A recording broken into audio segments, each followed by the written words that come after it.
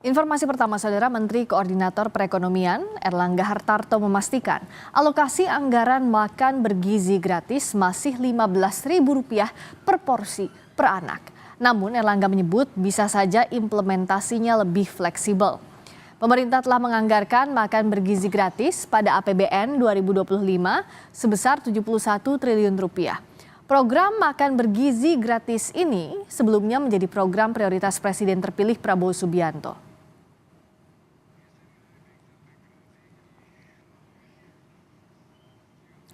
Kami kutip dari laman kompas.com. Menko Perekonomian Erlangga Hartarto menyebut anggaran makan bergizi gratis masih sama. Namun soal alokasi diturunkan menjadi Rp7.500 per porsi per anak. Erlangga menyebut implementasinya masih fleksibel. Wacana pemangkasan alokasi budget makan bergizi dari Rp15.000 menjadi Rp7.500 per anak mengemuka. Benarkah demikian?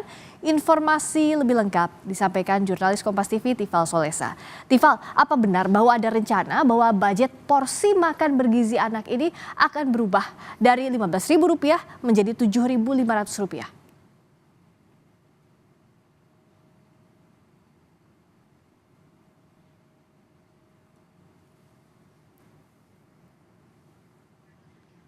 Tifal, saya ulangi lagi, apakah betul bahwa ada rencana? Oleh ekonom. Oke, Tifal, tadi ada kendala suara, saya ulang lagi pertanyaannya. Benarkah bahwa ada rencana bahwa budget porsi makan bergizi anak ini berubah dari Rp15.000 menjadi Rp7.500?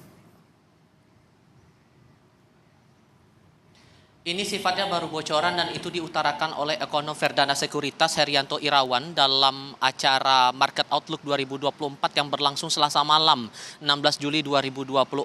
Saat itu ia mengaku sudah sempat diajak berdiskusi bersama dengan tim ekonomi Prabowo Gibran. Ia menyebutkan beberapa nama seperti Burhanuddin Abdullah, kemudian Sudrajat Jiwandono dan Tommy Jiwandono. Saat itu pembahasannya betul bahwa ini spesifik berhubungan langsung dengan anggaran makan siang atau makan bergizi gratis yang menjadi program unggulan dari Presiden Wakil Presiden terpilih Prabowo Subianto Gibran Rakabuming Raka. Dalam diskusi itu sempat dijelaskan oleh Herianto kira-kira apakah ada peluang untuk menurunkan budget makan bergizi ini per anak yang awalnya Rp15.000 menjadi lebih rendah daripada itu. Karena yang perlu dipahami kalau dari keterangan Herianto saat itu, ia menyebut bahwa ada komitmen dari tim pemerintahan baru ke depannya agar program makan bergizi gratis ini bisa tetap berjalan dengan pagu anggaran yang terbatas.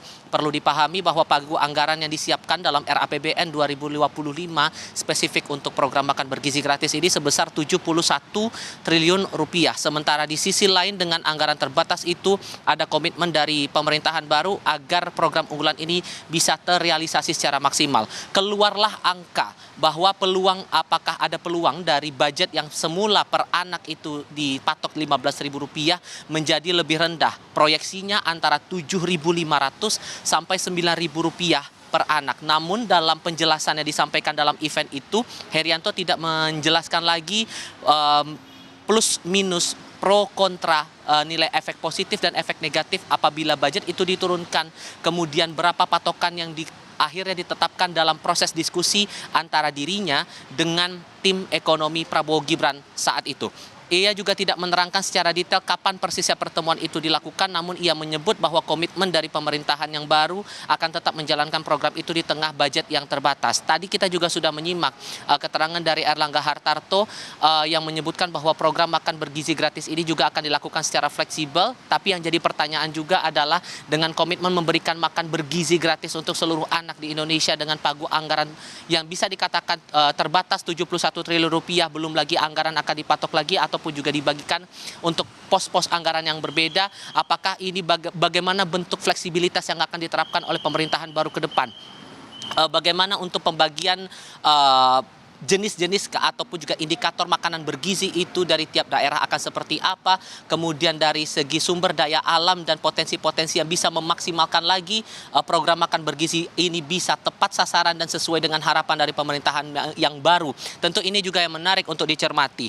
Hal lain yang juga menarik untuk saya perhatikan dari keterangan yang disampaikan ekonom Herianto Irawan saat itu adalah diskusi berlangsung bersama dengan Menteri Keuangan yang bakal dijadikan pejabat untuk pos itu sebagai Menteri Keuangan di pemerintahan yang baru. Walaupun kemudian belakangan kepada wartawan dari tim kampanye nasional Prabowo Gibran sudah mengatakan bahwa itu hanya spekulasi dan ini belum ada penjelasan pasti soal siapa sosok Menteri Keuangan yang bakal menjabat di pemerintahan yang baru Prabowo Gibran saat nanti dilantik pada 20 Oktober tahun 2024. Tentu ini yang menarik untuk dicermati mengingat program ini berkali-kali menjadi unggulan yang disampaikan dalam kampanye oleh Prabowo Subianto Gibran Raka Buming Raka di tengah banyaknya pandangan-pandangan bahwa ini akan berpengaruh pada anggaran pendapatan belanja negara atau APBN dan maksimalisasi dari program makan bergizi gratis ini terhadap program-program lain yang juga tentu menjadi prioritas untuk pemerintahan baru ke depannya dan dengan fokus-fokus lainnya juga untuk menarik dicermati. Sebatas itu yang baru saya perhatikan dan ini tentu masih perlu dikonfirmasi lagi kepada pihak-pihak terkait terutama dari pemerintahan baru ke depan. Friska. Termasuk soal fleksibilitas ini belum ada penjelasan lebih lanjut kah, Tifal? Karena kan program makan siang bergizi atau program makan bergizi gratis ini sebesar 71T sudah dianggarkan di RAPBN 2025 meskipun masih menunggu persetujuan antara pemerintah dan DPR. Nah, batas fleksibilitasnya ini di tataran mana? Sudahkah ini ada jawaban?